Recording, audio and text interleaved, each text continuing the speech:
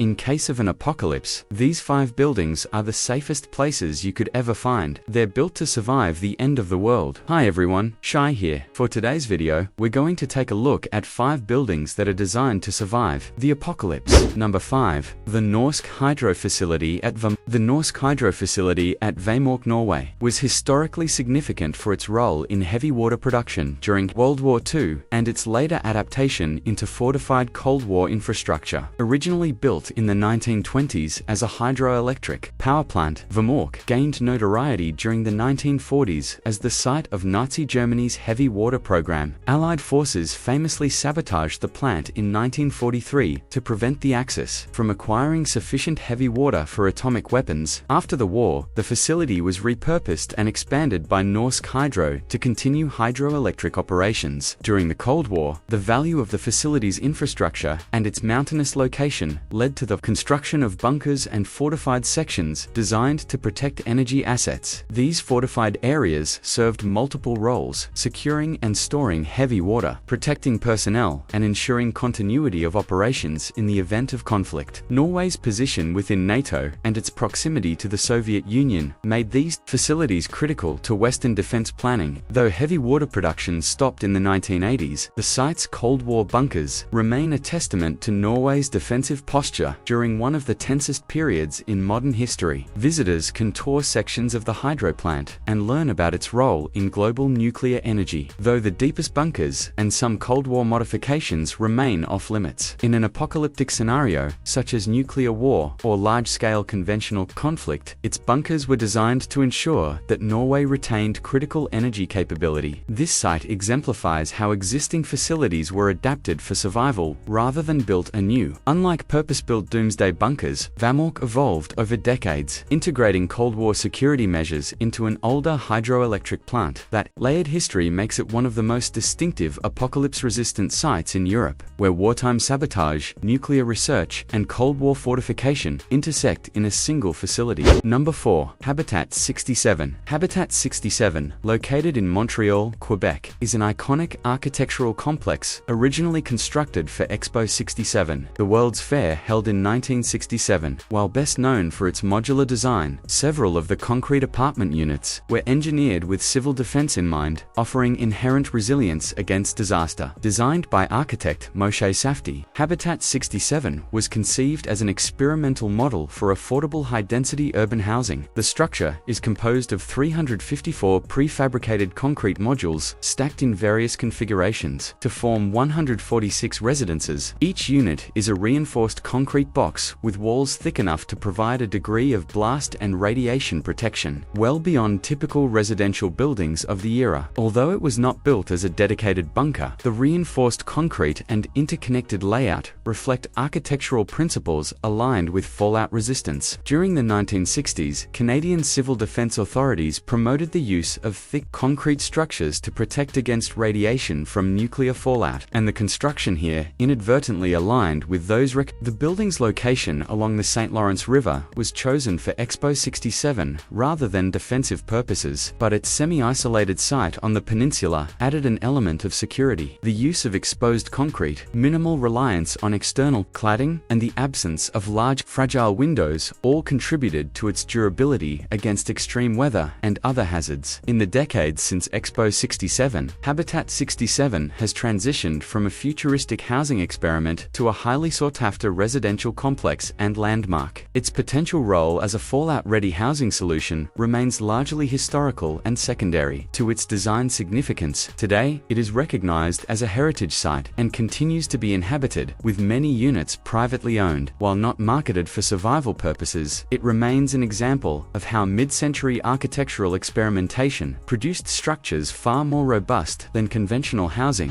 Number 3. Earth-sheltered dome homes in Hancock, New Hampshire. A series of earth-sheltered dome homes in Hancock, New Hampshire represents a unique approach to resilient architecture, built into hillsides and topped with soil and vegetation. These dome homes were designed to maximize energy efficiency and provide natural protection from hazards, including extreme weather and potential nuclear fallout. A concern during their initial development in the 1970s, the dome homes are reinforced concrete shells covered with layers of earth, creating thermal mass that moderates internal temperatures temperatures. This design reduces heating and cooling needs, while also providing shielding from radiation and blast effects. In an apocalyptic scenario, such as nuclear war or severe natural disaster, the Earth's sheltered design offers inherent advantages: protection from flying debris, reduced visibility to outsiders, and structural stability under heavy loads. Architecturally, the domes follow geodesic or monolithic principles, which minimize material use while maximizing strength. This rounded shape distributes stress evenly, allowing the structure to withstand external pressures. The Hancock homes were part of the broader Backtoothland and alternative architecture movement in New England during the energy crisis and Cold War tensions of the late 20th century. While many were built by private individuals or small cooperatives, they reflected a trend towards self-sufficiency. Features such as rainwater collection, wood stoves, and independent septic systems enable long-term off-grid living, a critical factor in apocalyptic planning. By using soil as insulation and protection, they achieved an extremely low energy footprint and blended seamlessly into the surrounding landscape, making them inconspicuous and secure. In the modern context, they have regained popularity among those seeking climate-resilient housing solutions, as their low environmental impact and ability to endure severe conditions aligned with sustainability goals. Though relatively obscure compared to high-profile survival bunkers, the Hancock Dome homes demonstrate how small-scale, affordable designs can rival large government or commercial shelters in protective capability. Number 2. Vivos X-Point. Viv X-Point is one of the largest private underground shelter networks in the world, located in the Black Hills region of South Dakota. Originally constructed by the U.S. Army as the Black Hills Ordnance Depot during World War II, the site once contained about 575 concrete and steel bunkers used to store munitions. After the depot closed in the 1960s, the land was acquired by the Vivos Group,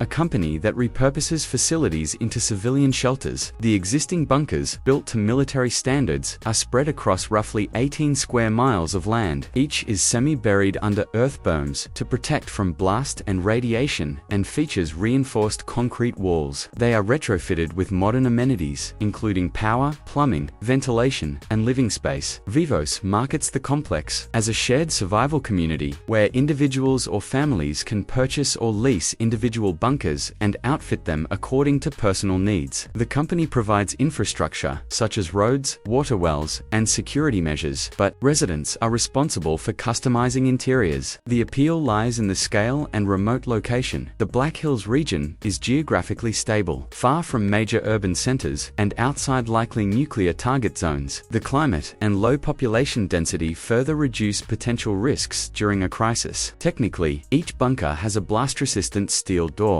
ventilation shafts with filtration systems, and the capacity for off-grid power generation through solar or diesel options. Many have been upgraded with water storage, septic systems, and insulated interiors suitable for year-round habitation. Although not originally designed for luxury, some conversions include modern comforts such as kitchens, bathrooms, and small living areas. This is not a government facility, nor does it operate as a traditional emergency bunker with centralized supplies. Instead, it functions as a cooperative model where individuals purchase both security and autonomy. The facility's private nature has generated both interest and criticism. Supporters view it as a realistic way to repurpose infrastructure for modern needs, while detractors argue that such survivalist projects highlight inequalities in access to protection. Regardless, Vivos X-Point represents one of the most comprehensive attempts to create a then-ready, apocalypse-resistant community. Number 1. The Peon and White Mountain Data Center. The Peon and White Mountain Data Center is a former Cold War nuclear bunker located about 30 meters underground in Stockholm, Sweden. Originally built in the 1940s and expanded during the 1960s, it was designed to withstand a direct nuclear strike. In 2008, it was converted into a high-security data center by the Swedish internet service provider Bonhof, blending military-grade construction with modern digital infrastructure. Its underground position shields it from electromagnetic pulses, blasts, and other catastrophic events, while redundant power and cooling systems ensure uninterrupted operation. The data center is designed to remain operationally independent for extended periods, supported by diesel generators, multiple power feeds, and secure fiber connections, while maintaining its security features such as a 40 centimeters thick entrance, door, and blast-resistant corridors. It also incorporates a futuristic aesthetic with illuminated rock walls, indoor greenhouses, and even a freshwater fish tank. These elements were added to create a less oppressive working environment for the staff while emphasizing the contrast between hardened construction and modern design. Bonhoeffer gained international attention in 2010 when it hosted WikiLeaks servers during the release of classified US documents, showing the facility's reputation for both security and legal protections under Swedish jurisdiction. From a technical standpoint, it's built with multiple redundant systems to ensure uptime. The diesel generators can run for weeks if external power is cut, and its sealed environment can be isolated if needed, protecting against both physical and biological threats. Its Cold War heritage is still visible in the original blast tunnels and steel doors, which remain in place. The location was chosen during that era specifically for its strategic value. It is centrally located, yet deeply buried in granite. Today, while the threat model has shifted from nuclear war to cyber resilience, the same hardened infrastructure continues to provide protection. Pyonen's conversion from a military bunker to a data center shows how Cold War facilities have been repurposed for modern threats. It represents a form of apocalypse readiness tailored to safeguard information rather than people. Its combination of history, engineering, and operational secrecy makes it one of the most unique apocalypse-resistant facilities in the world. So, that's it for today. If you're still watching, make sure to hit that like button, and if you haven't, subscribe to my channel, so hit subscribe now, as it really means a lot to me. Don't forget to leave a comment and let me know what you thought of the video. I'll catch you soon in the next one. Till then, peace out.